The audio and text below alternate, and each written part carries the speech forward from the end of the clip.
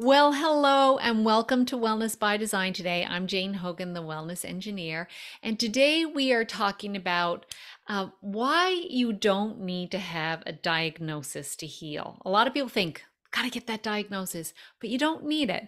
And my dear friend is going to talk about this. She is Dr. Shiroko Sokitch. Welcome to the show, Dr. Sokitch, my friend Shiroko. Welcome. Thank you for having me. It's such a pleasure. Well, I first saw you on my friend Margie's summit, and then I wanted you to be a guest on my summit, Becoming Pain Free, because I just love what you do and the message that you share. And you've got a really interesting combination in that you're a medical doctor and now also practice traditional Chinese medicine. So it's a really interesting combination. So I'm really excited to share you and your message with the audience today. So I'm going to tell them a little bit about you. So, Shiroko Sokitch, MD, is a doctor who cares about you.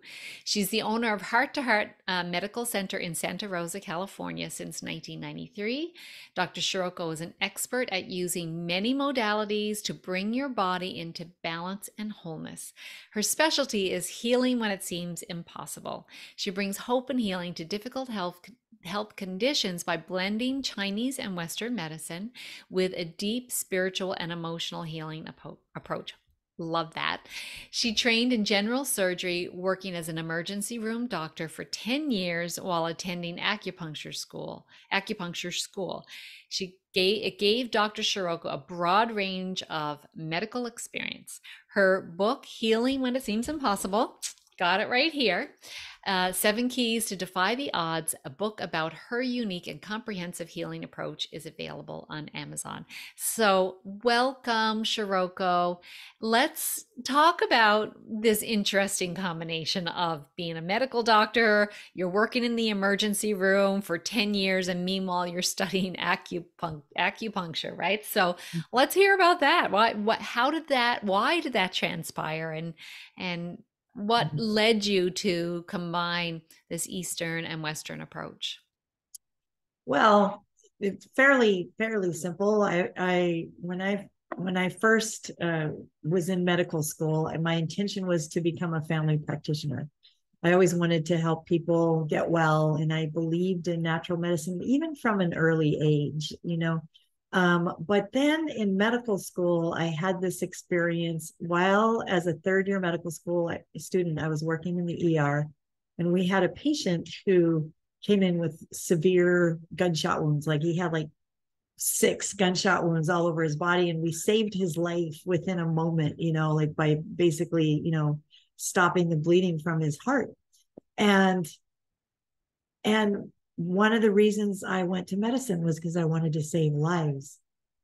so so this was like this moment of like, oh my God, I want to be a surgeon because that's how you save lives. And so I started surgical residency in my, after I graduated from medical school, and did all the things. And I had this another sort of come to Jesus moment where I began to see that saving lives wasn't all there was to uh to helping to helping people get well, and that actually saving lives was, it's a very important moment in time, but living is something else. And I began to just sort of start to think about that as a surgical resident and to see what was going on with what we were doing. And I hit a crisis point where um, I decided I needed to figure out what else to do. And I actually had a dream one night. I took a month off from my residency to kind of review life, because I think I had my first midlife crisis. And I had a dream during that night where, during one night after I took a month off, if you stay in surgery, you will die. And it was, I always trusted that voice that was in my, it felt like it came from somewhere deep inside me. And so I was like, oh, and I had already decided, that I didn't love surgery as much as I loved healing people or making people well. So like surgery wasn't the thing that I loved. And you dedicate so much time in your training to surgery that it's something you better love. Right. And so during my month off, or after my month off, after that dream, somebody gave me a book called The Web That Has No Weaver, which is about acupuncture or Chinese medicine.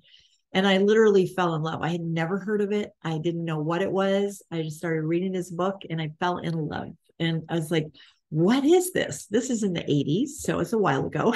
Mm-hmm.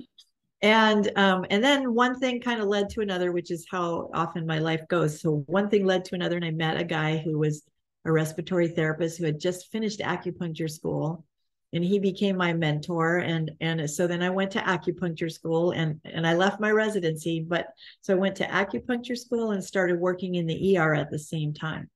And so I had this sort of parallel experience of being a very young doctor, learning medicine as an ER doctor, but also studying Chinese medicine, and this kind of put the two together in a really good way.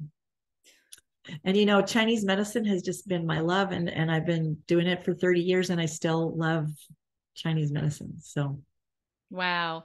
You know, I can see that surgery would certainly have an appeal because you're doing something right then, but and really, life death kind of thing often.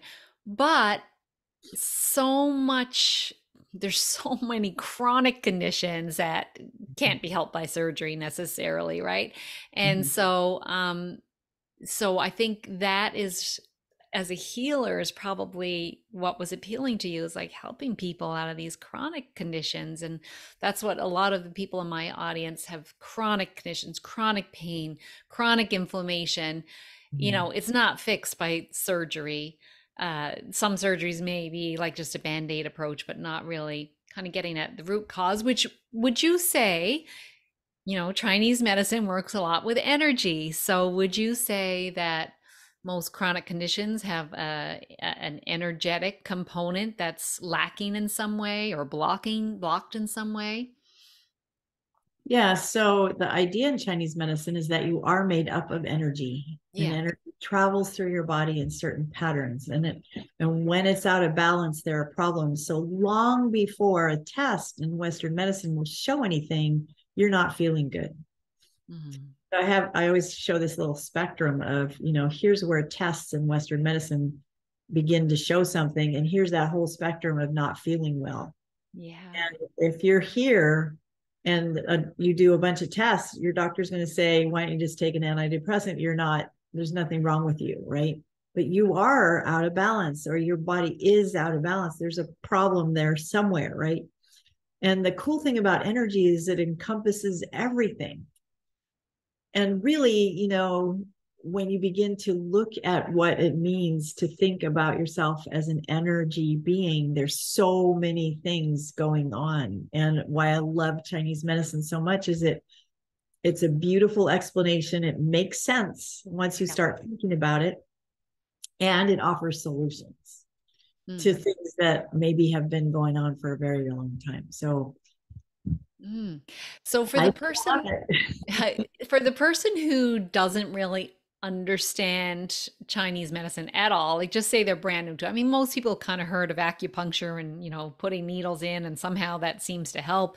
What would be the 20,000 foot explanation of how this works? Well, the whole idea is that when your energy's out of balance, there are problems. So the whole idea is 20,000 view is getting your energy balanced, whatever that takes. And so there are pathways that energy travels in your body. The way the organs work is different than Western medicine. Every organ has physical functions that are beyond what we know in Western medicine. They have emotional functions, spiritual functions. So it encompasses all of who you might be. For example, I talk about the kidneys a lot. The kidneys house your essence. So you're born with a certain amount of energy, and that is stored in your kidneys, which is called the essence or the jing. And they rule your low back, your knees, your bones, your overall sense of having energy, big transitions in life, the emotion of fear, and the power of will, Hmm. and your physical brain, and your hearing, and that's it. So that's a lot of things, right? So when you Right. think about low back pain or knee pain, that might be a kidney imbalance. The time of year for the kidneys is in the winter, so people might have more low back pain or be more fatigued. Overall sense of having energy goes along with, and big transitions in life goes along with, like when kids have puberty, or when women go through menopause or perimenopause. Those are transitions. Or if you go through a divorce, or if you move to another state or another country, those are all big transitions, and they affect our adrenal glands. So making like the just that one organ has so much to do with what so many people experience every day. Mm. And what's nice is, a person will come in and they'll say, I have a certain symptom. And in Western medicine, it doesn't really fit any diagnosis, but in Chinese medicine, it fits all kinds of things. So, and so when once you're able to understand that, and one of the many things that I love about Chinese medicine is it's an opportunity that you can understand your own body. Because Hmm. when you start to think about it in that way, you start to think, oh, okay, my kidneys are out of balance. I have so many patients, and I've been now doing this for 30 years, but I have so many patients who have, over the years, who've stuck with me all these years, who have learned how to listen to their own body. And so they can come tell me, oh, I think this organ is out of balance because I have this and this and this and this. And Interesting. yeah, or they'll show me their tongue and they'll say, "Oh, see, my tongue is out of. I think there's something wrong with my digestion. Look," and they'll show me their tongue. So until COVID, when people were wearing masks, it's harder to Mm. look at tongues. Yeah. I when all this pain kind of started happening to me, I went to this local pain clinic, and he did acupuncture, a few spots in like on my hands and my knees and so on, but he did my ear. I had a whole lot of needles in my ear, and most of them, they I didn't feel them going in, and he said that's probably a sign that they're not out of balance. But he did one, I was like, ow, what was that? And he said, the spleen. So I mean, I found that kind of interesting. Is that your experience? So from what I understand, all of these meridians or any energy channels, they all end can or have endpoints in our ears and also on our feet, right? And other parts of our body. So the actual meridians, begin in your hands or feet, Okay. or they begin at the organ. So it depends on if they can begin, like it's so the lung channel begins here, which is the first meridian that people learn about, and it goes down your arm and comes here. It's paired with the large intestine, which goes here, goes up your shoulder, up into here, and comes and ends at your nose. So the meridians begin and end at the hands and feet. And so the ear is, there's other organs like your nose and your hands, where there's a map of your whole body. So it's almost like what they call a homunculus, which is like a little version of yourself. Uh-huh. So the ears are really super cool because they're like an upside down fetus. So here's the baby's head, right? And then Oh, and then here is the spine, and then all the internal organs are on the inner part of the ear here, and then the spine and the arms and legs come off of the body of the ear. But if you okay. look at the ear and the natural shape of it, it literally looks like an upside down baby, right? That's Upside so down. interesting. So the people who are listening, you'll have to go look at your ear in a mirror afterwards and see. So the earlobe, what Shiroko was pointing to, the earlobe is like the head of the baby, and Yeah. and then we've got the spine, and so the outer part of the ear is that fleshy part, right? So that's the hands and Arms and legs. arms and legs. Okay. And Yeah. then all the internal. So that's when I had the acupuncture done, it was all like inside there. So that was the internal organs. Yeah. And when points are tender on the ear, that reflects an imbalance in that part of the body. And actually, there's a doctor in Paris who her whole practice is based on ear acupuncture. And she figured out this whole thing that actually you can see on the ear. She takes photos of the ear and you can see marks in places where there are imbalances on Wow. the ear. And so her whole healing approach is to use the ear as the diagnostic tool. There are many, many, many ways to do acupuncture or to use acupuncture for healing, and many, many tools. So it depends on what feels best to you. I Right. have had patients who would not let me put needles below the neck. I've had patients who wouldn't let me touch their head, so so Yeah. it depends. Yeah. Yeah, that's interesting. And I guess reflexology is kind of similar, in that the bottoms of your feet are a map of your body too. Is that right? And do you use that in Yes. acupuncture? We don't use the feet in acupuncture in that way, but reflexology does kind of say like everything ends at the hands and feet. There is a style of acupuncture called Korean hand acupuncture. And that is where the whole body is mapped out on your hands. And so the middle finger would be your head and neck. And then the two closest fingers to the middle finger would be the upper body. And the thumb and the pinky would be the legs. And then the palm would be the body. And so that whole style of acupuncture, which I don't use, is also another way of looking at the body as kind of a homunculus. And the theory, so with the ear acupuncture, what you're doing is you're talking directly to the brain.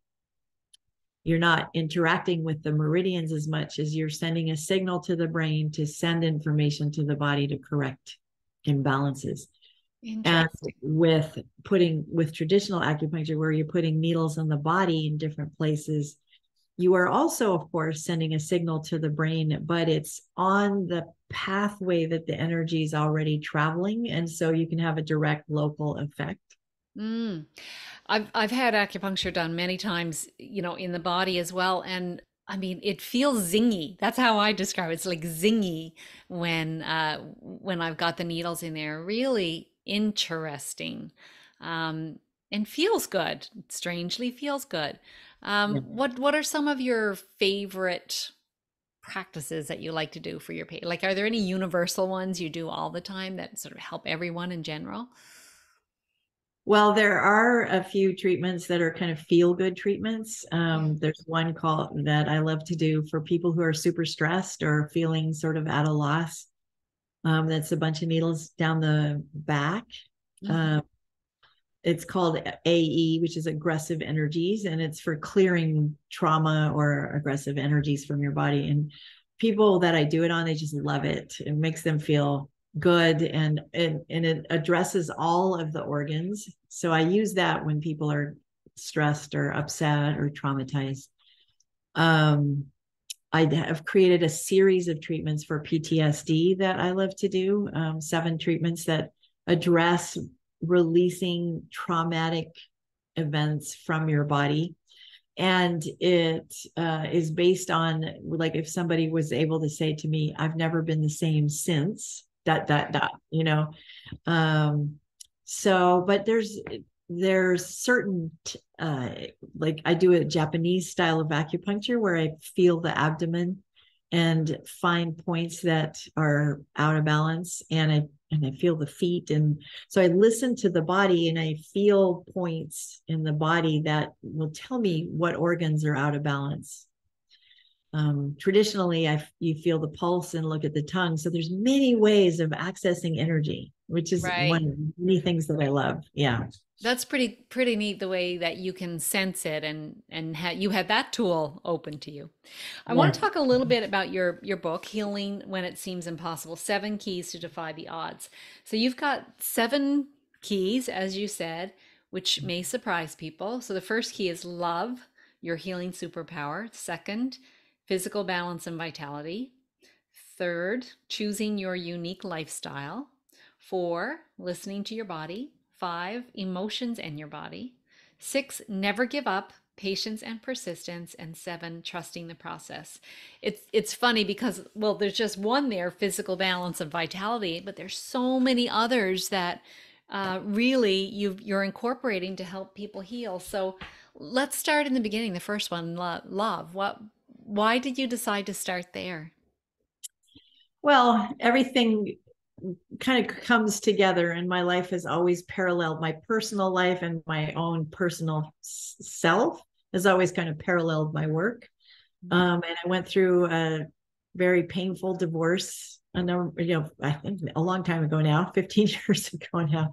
But at the time, I felt devastated, and my heart was broken. And I felt like, and a part of how I viewed myself in the world changed, because I had always, my whole life, I had always dreamt that I was going to be with a person, and that person was going to be my mate, and we were going to do things together. And I had this whole vision of what was supposed to be, and that no longer was true.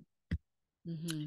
And so I was devastated. And I, for a while, didn't know, like, I was kind of lost at sea for a couple of years. And the thing that helped me was the love of my friends, Oh. and the amount of love, just the love of my patients, and the love of the people who helped me feel better. And I was like, as I was writing the book, I was like, well, love really plays an important role in healing. I would not have healed if I didn't have that, all that love given to me. And also in my work, giving out love helped me heal too, because when you give love, you get as much back as if you receive it. And in fact, maybe when you give it, you get more. And so it just became really, really important. And in my work, what I've noticed is when somebody's feeling, particularly when they're feeling lost, I take care of a lot of people who have mysterious symptoms or mysterious illnesses. And they come in feeling lost and frustrated, and nobody has the answer. And so love is the first place to start. So if you loved your body, what would you think about? If your body was your best friend, imagine it was your best friend, why would it harm you? So if there's some sort of harm that's happening, it's not because your body hates you, it's because your body's trying to tell you something. And so the whole chapter, and every chapter in the book, has these keys and points that you can use to sort of study yourself and Beautiful. sort of find answers for yourself. Mm. I love the way it's a self exploration, and Yeah. I always say, and I'm sure you do as well, that nobody knows your body better than you, right? So many of us have learned that we have to go outside to seek solutions when we can certainly get assistance, but really our healing comes from within.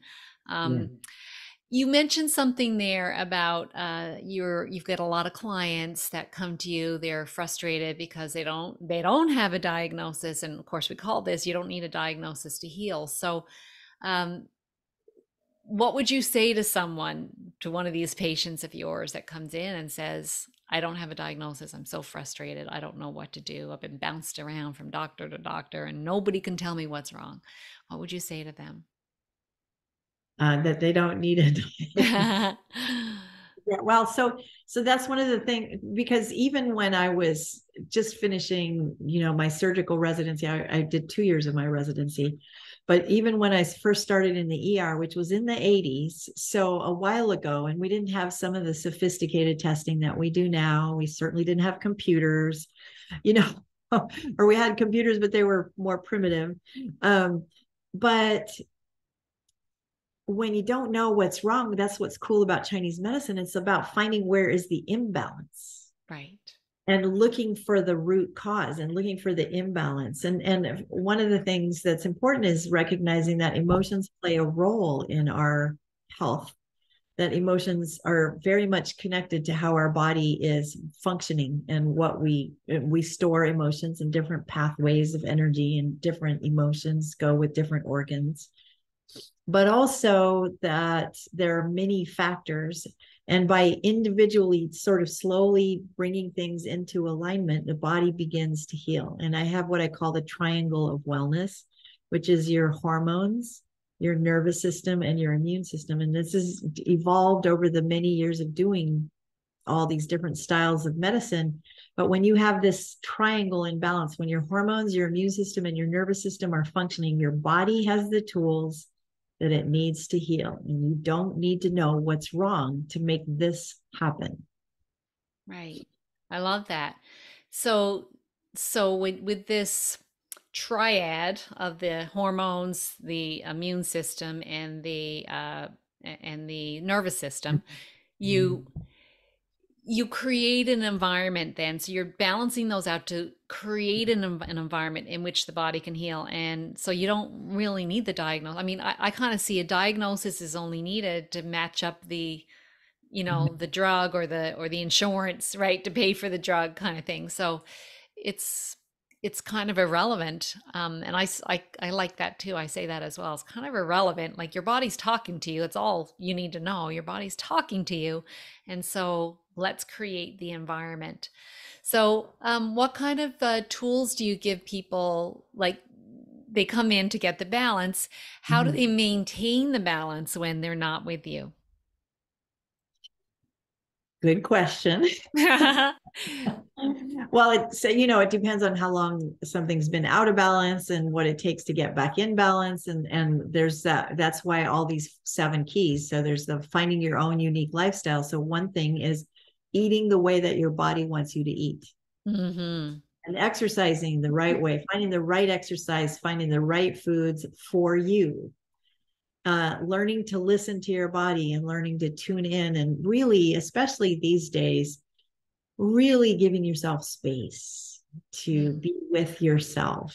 And I think that was one of the gifts of COVID was we had a break from that crazy hectic life that we live. At least, in California, it's a crazy hectic life. and to just sit and sort of be with ourselves and begin to listen to our bodies and tune in. And so the way to stay healthy once you get there is to keep listening. And I think, having a healing team is helpful even when you're healthy. A lot of people come to me to stay healthy as they get older. And so acupuncture is a wonderful tool for keeping your body balanced. I've recently started working with this other health healing system called NAS Health. And they have a tool that's just a wonderful machine that literally balances your energy. It's super Oh, cool. how does it work? It has 3 healing modalities in this little device. I put a panda on it, so because it's cute. But it has TENS, and TENS is good for pain. It also has something called Skinar, and it's an alternating frequency type of healing energy, and then something called PEMF, which is pulsed electromagnetic frequency, which emits healing frequencies. And it's been used, or it's been viewed more recently as a really powerful healing tool that helps balance people's energy. There are mats made with PEMF energy. And they create a vibration for the body to heal. So this has been my latest adventure in studying how to help people feel better. I love that you'll try new things as well. So you're doing the traditional Chinese medicine, but hey, the traditional, we can still bring in tools as technology becomes available. And so how do you use that in conjunction with the traditional Chinese medicine? Well, the cool thing is it does a scan of your energy. And years ago in the 1950s, there was in Germany, they began researching energy medicine and starting to work with energy medicine. Some of it with Wilhelm Reich, who was one of the people who came out with these ideas. And they developed tools that measured the frequencies at the ends of the fingers and the toes, which is where the meridians end. And so also based on Chinese medicine, using that information from Chinese medicine, developed machines that can read your energy. So the NAS system reads your energy, uses the tools of Chinese medicine to understand what that means, and physics. And so it's this advanced, like highly advanced tool for listening to your body and listening to your energy, and then providing you with information about it. And then I use the acupuncture and my herbs and various supplements, and now my new tool to help people get more balanced. That's really fun. Okay, so many interesting things we could talk about, Shiroko, but I know we're coming to the end now. But I want to ask you, this show is all about wellness by design, intentional living. So, what would you tell someone? What would be like the number one small step someone could take today to initiate healing in their body? What would you tell them? Well, I always bring you back to love, because that's Oh, a small step that you can take. And a lot of times when we're in pain or we're suffering in some way, the last thing on our mind is love. true. I've The been there. last, the first thing on our mind is frustration and anger and discomfort. And we're in so much discomfort. And so I invite you to find a way to bring love to the table, to like, if your body was your best friend, what would it be doing? Mm, If your body is, what would you do if you felt like you loved your body? And, again, in my book, I have tools that say, just try this. So, one simple thing that you could do, even if you feel like there's no love in you at all, there's probably somebody or something in your house that you love, a pet or a kid or a husband or a spouse, something in your house that you love. And so put some love on that. So mm, let's say you have a cat or a dog or something, and they're so wonderful because they give you love sort of unconditionally. So pour some love on that. Or if you have a spouse, then pour some love on your spouse. Like give him some extra love one night, And what happens is when you put out love, even if you feel totally empty, it's like a boomerang, it comes back and it begins to open your heart. And then when you open your heart, you begin to get answers. And so the love and the opening of your heart begins to give you healing and begins to give you answers.